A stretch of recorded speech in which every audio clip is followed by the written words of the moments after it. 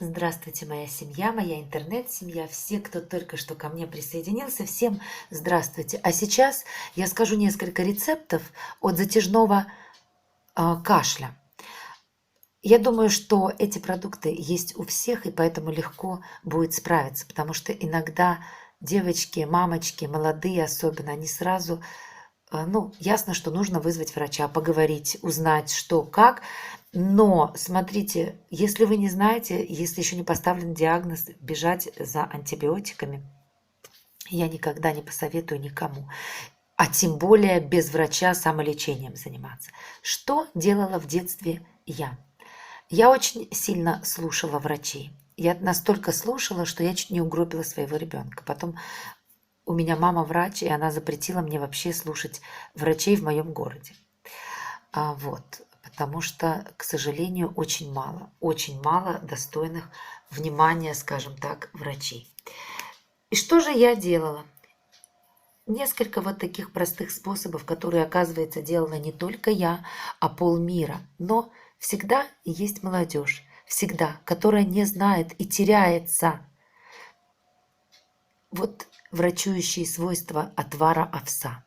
Именно овес, он помогает при затяжном кашле и вообще при кашле, и даже если он только что начался. Не только кашель, желудочно-кишечные недуги, диабет, у кого урологические проблемы. Вот этот настой он повышает все иммунные силы. Он помогает при анемии, простуде. В общем, это действительно целебное питье. И оно поможет, но только надо правильно приготовить. Нужно обращать внимание на пропорции, ингредиенты. Нужно выдерживать время выдержки. Смотрите как.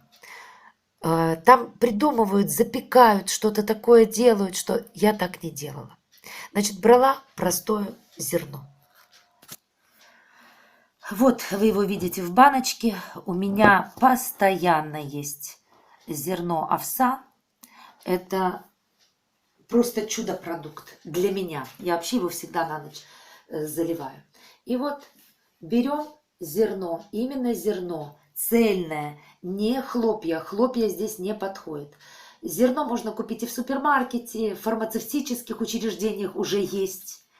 Он там расфасован в мелкодисперсном виде в пакетиках, но мы не знаем, что это овес. Там от кашля берем, а это обыкновенный овес.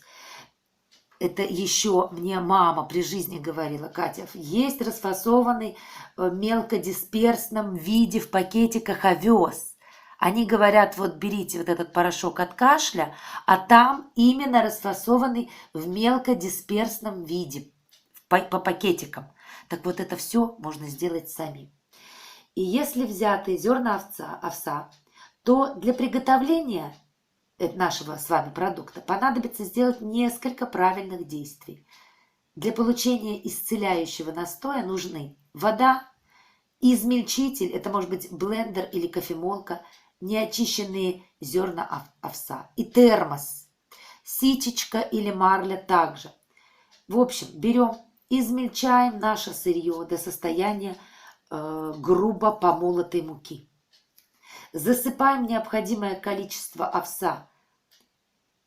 Вот традиционное, проверенное временем соотношение – это столовая ложка на 1 стакан воды или 5 ложек на 1 литр, исходя из емкости термоса и планируемого объема напитка. Засыпать этот измельченный продукт. У меня хорошая кофемолка, и она у меня превращает просто овес в пыль. Поэтому мне удобно пользоваться. А чем будете вы, не знаю. Поэтому все это быстро у меня происходит. Залить в термос необходимое количество крутого кипятка, да, закрыть термос крышкой и настаивать содержимое половину суток. Вот половину суток. Потом процедить настой и принимать, соответственно, рекомендации. Я рекомендую в течение дня, вот литр больной с кашлем должен выпить. В течение дня мой сын выпивает такой отвар. Кроме того, он выпивает отвар череды с ромашкой и пол чайной ложки мяты и пол чайной ложки эвкалипта, травы. череда ложка чайная, ромашка ложка чайная, пол чайной ложки мяты перечной, пол чайной ложки эвкалипта. Вот такой чай в течение всего дня пьем. Не дня, а суток. Ночью, когда ребенок болеет, я не сплю и не спала, когда он был маленький. Я каждые 40 минут проверяла, нет ли температуры, и давала питье, обильное питье. В общем, сутки он у меня пил вот этот отвар овса, и он у меня пил вот эти вот травы. Через сутки кашель был побежден. Можно сделать и ингаляцию с овсом, но это только в том случае, если нету температуры. Поить ребенка только хорошо теплым питьем, но не горячим, но хорошо теплым.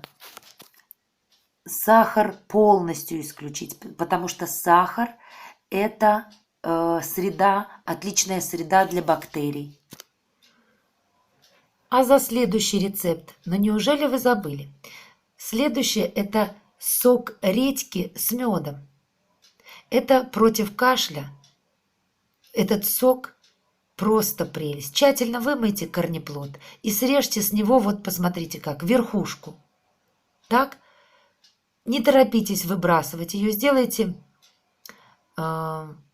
углубление при помощи ножа в корнеплоде, да, и в образовавшуюся лунку поместите мед и накройте редьку срезанной верхушкой, а через несколько часов в ней появится полезный сок. И внизу, посмотрите, вот внизу, вот тут вот, сделайте дырочку и поставьте на стакан, но не большую дырочку, а маленькую, чтобы потихонечку, капелька за капелькой сразу в стаканчик скапывал вам мед жидкий, потому что именно мед будет вытягивать из редьки все то необходимое, что нужно. Вот и все. И готово. И принимать сок редьки с медом от кашля по столовой ложке 3-4 раза в день после еды. И вот еще один рецепт вам покажу, что у меня есть. Я всегда покупаю, девочки, только то, что необходимо. Вот это у меня инжир, коробка. Вот. Оп, открыли инжир. Тут уже немножечко нет, потому что мы кушаем его.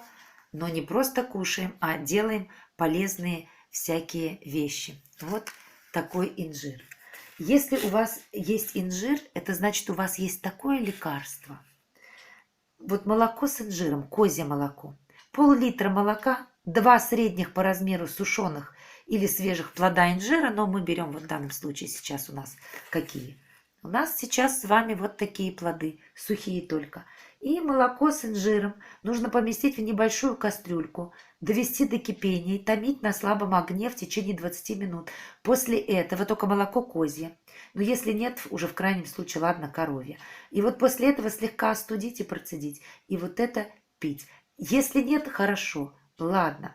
Тогда вы отвариваете просто в водичке. Водички, делайте отвар. Прямо отвар делайте. И поите. Я очень часто беру инжир, потому что инжир – это ягода моего детства, и я знаю, что он очень полезный. А между тем наступил вечер, и мы не видим, но здесь есть. Сейчас я включу. Я не знаю, включится. Оп. О, видите, алоэ вера. Вот. Алоэ вера у нас растет. Всегда есть алоэ вера у меня. У меня здесь сад, просто джунгли. Если у вас алоэ вера есть, это замечательно. А если еще есть и мед, это прекрасно. Вот эта комбинация алоэ с медом. Потому что вот эти два компонента, они усиливают полезные свойства друг друга. Мы же знаем, что мед, он вытягивает, имеет способность вытягивать все важное из какого-то растения и создает великолепные оздоравливающие лекарства. Алоэ с медом его применяют для профилактики и лечения очень многих заболеваний, расстройств, в том числе заболевания легких. Для тех, кто хочет знать, от чего еще, это желудочно-кишечные заболевания, астения, общее истощение организма после диет, голодания, тяжелых перенесенных заболеваний, для восстановления волос и кожи, для укрепления иммунитета и защитных сил организма. Как приготовить? Очень просто. Нам нужно будет свежесрезанные листья растения или свежевыдавленный сок. Листья следует срезать с растения, которому не меньше 3 года. Лучше всего, конечно, 5 лет. Ну, в общем, самый молоденький возраст 3 года. Затем их нужно положить в темный пакет и убрать в холодильник при температуре 4-8 градусов. Вот почему у меня всегда в холодильнике и есть листья алоэ. Я всегда их использую, потому что можно использовать не менее чем через 12 суток. Поэтому, по этой причине у меня всегда есть листья алоэ. Я делаю имбиротерапию. Внизу я сделаю ссылочку на имбиротерапию. И там как раз есть этот рецепт мед с алоэ. Но там есть имбирь. Имбирь сильно вот в течение всего дня пить нельзя, поэтому вот вам такой рецепт. Итак, 12 суток должен лежать. Ну, пусть неделю. Многие этого не делают, но я очень рекомендую. Вот все сделать по правилам. В этом случае в мякоти алоэ образуются особые вещества, биостимуляторы.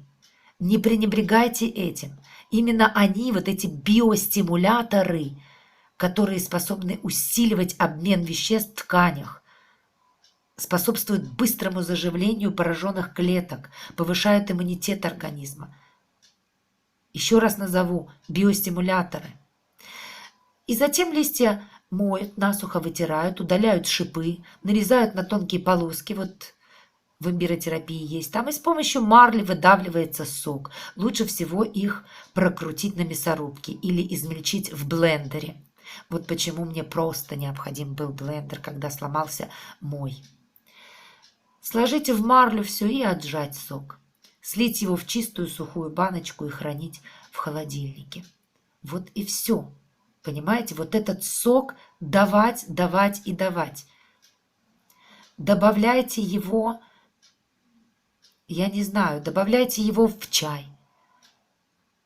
Добавляйте его в кашку овсяную. Везде добавляйте его. Это, кстати, очень хорошо еще от гастрита. Вот это все самые основные рецепты, которые, я уверена, больше, чем на 100%, на 105%. Если вы постоянно будете сутки не спать и ребенка отпаивать через каждый час 40 минут, вот отпаивать, отказаться от еды в этот момент надо, только овсяный отвар, только отпаивать, поверьте мне, ваш ребеночек как огурчик будет через сутки, как огурчик, его покинет болезнь. Но не забывайте при этом, когда вы все это делаете, провозглашайте такие слова, что именем Иисуса мой сын или моя дочь исцелены.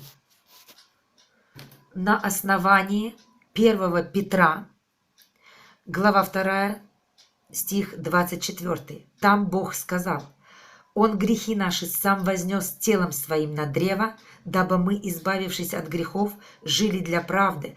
И дальше такая фраза: «Ранами Его вы исцелились». А мы провозглашаем: ранами Его мы исцелены, или ранами Иисуса мы исцелены. Это на основании 1 Петра 2:24. Господи, я верю, что мой ребенок исцелен. Слава Тебе, Господи, слава. Будьте благословенны. Пользуйтесь Святым Писанием. Провозглашайте все строчки об исцелении. И ваш ребенок исцелится, и вы исцелитесь. Кто бы то ни был, будете исцелены. Люблю вас, ваша Катя. Пока-пока.